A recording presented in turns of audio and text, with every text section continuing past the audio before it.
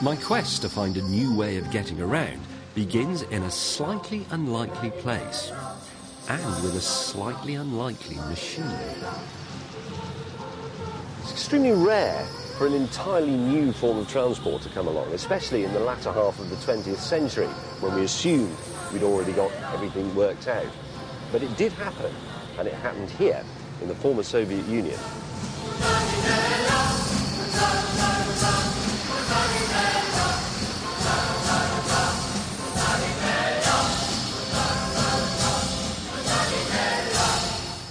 In August 1967, an American spy satellite flew over a secret Russian base on the Caspian Sea. And one of the photographs it took was very baffling. What they saw was something a bit like this. An object over 300 feet long, but with unfeasibly stubby wings, completely unlike anything the Americans had ever seen before. And their first thought was that this was a very, very large aeroplane that wasn't quite finished yet.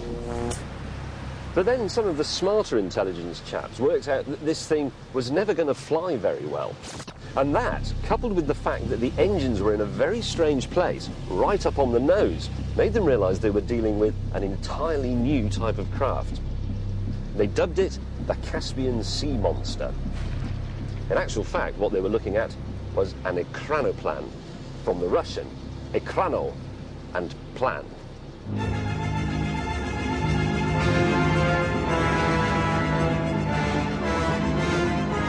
Ekranoplans were designed to fly at high speed, skimming the tops of the waves. For decades, they were one of the most closely guarded secrets of the Soviet arsenal.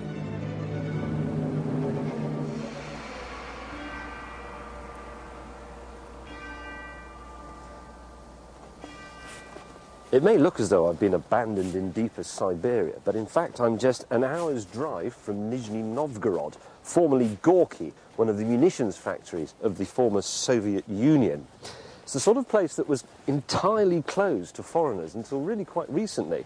In fact, it was so secretive that you couldn't even buy a street plan of the place until the late 1970s. And it was right here that the Ekranoplan project was based. And I have to say that the place reeks of past glory, not of the future.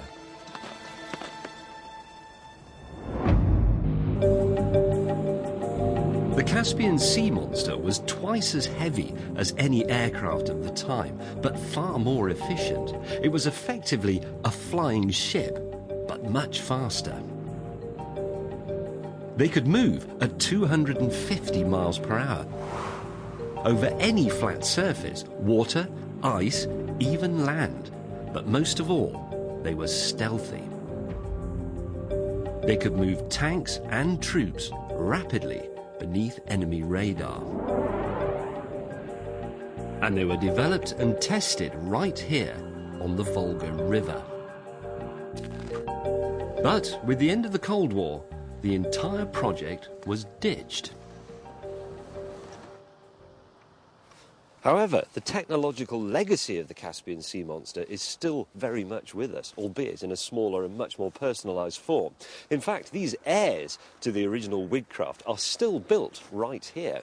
And if I've timed this correctly, one will appear on the left of your television screen now.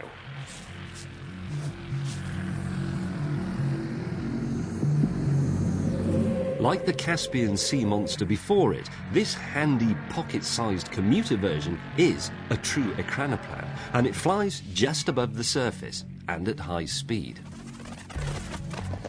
And to understand how it works, we need to consider the little understood phenomenon of ground effect. So you might like to make yourself comfortable, because here comes some aerodynamic theory. Now, when an aeroplane wing moves through the air, it creates lift. That's what holds the aeroplane up. But when it's very, very close to the ground, as it is here, it also creates a supporting cushion of air down here between it and the ground. That's exactly what this machine exploits. That explains why the engines and propellers are at this rather curious angle. When it sets off, this helps to create the supporting cushion of air. And it also explains why the wings are very stubby, the very thing that baffled American intelligence. It's because we don't actually want it to fly. We want it to travel along in a permanent state of being about to take off, or, if you prefer, about to land. So, could this be the way I'll be hovering off to the pub?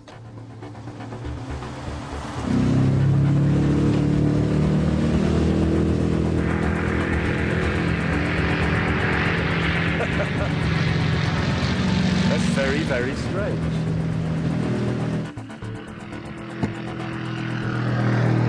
There are one or two obvious hazards. If anybody came out in the night and built an igloo or a big ice sculpture, we'd be in big trouble. It doesn't stop very well. There's a tree there. Are there any more trees? Oh, it's the marks of the road. Oh, it's a marker for a road. Yeah. So there could be some cars.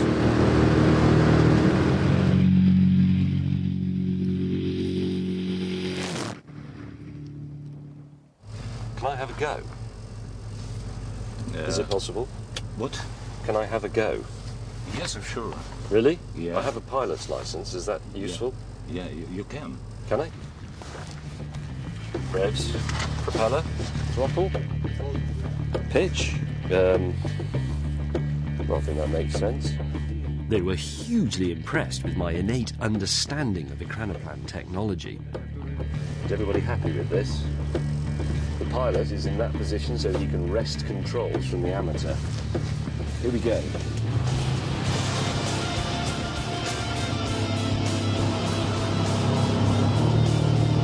It's heading for the pier. No, it's not. We're really just on the cusp of flying, which is why there's a slight bounce. They won't let me go any faster than that, otherwise it could all end in tear ski.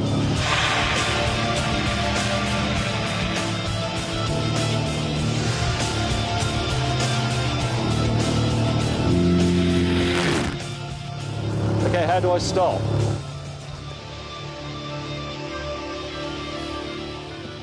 Thing is, this is all very, very clever. It's very fast, it's actually quite efficient, and it's actually very exciting as well. But there is an issue. So I'm not entirely convinced that it's going to work as a personal transport solution because, well, you need a very big space. You need to be absolutely sure in your mind that it's flat and free of any obstructions. And if maybe you lived at one side of Lake Lugano in Italy and you worked in a bank on the other side, then maybe you could have a personal wig craft to commute in. But around London or Manchester,